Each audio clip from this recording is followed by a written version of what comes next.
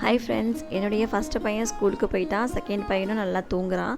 Husband எல்லாமே office போயிட்டதுனால வீட்டு ரொம்ப ஃப்ரீயாக இருந்ததுனால வீட்டெல்லாம் க்ளீன் பண்ணிவிட்டு நாளைக்கு ஃப்ரைடேன்றதெல்லாம் மாப்லாம் போட்டாச்சு. அதுக்கப்புறம் தம்பிக்கு ஹெல்த் மிக்ஸ் ரெடி பண்ணி கொடுத்தேன்.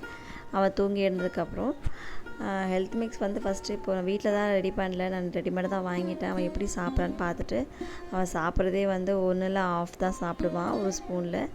அதுவே கொஞ்சம் கொஞ்சம் அவனுக்கு இன்ட்ரோ பண்ணிவிட்டு அதுக்கப்புறம் நம்ம வீட்டில் செர்லாக் அது மாதிரி ரெடி பண்ணலான்னு இருந்துட்டேன். அதுக்கப்புறம் என்னுடைய ஃபஸ்ட்டு பையன் ஸ்கூல் விட்டு வந்துட்டான். வந்ததுக்கப்புறம் அவன் ஒரு வீடு, தனி உலகத்தில் வாழ்வான்.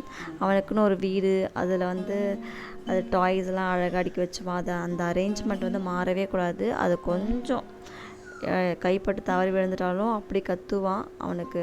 ஸோ அதெல்லாமே கரெக்டாக அந்த பர்ஃபெக்ஷன் அவனுக்கு இருக்கணும்.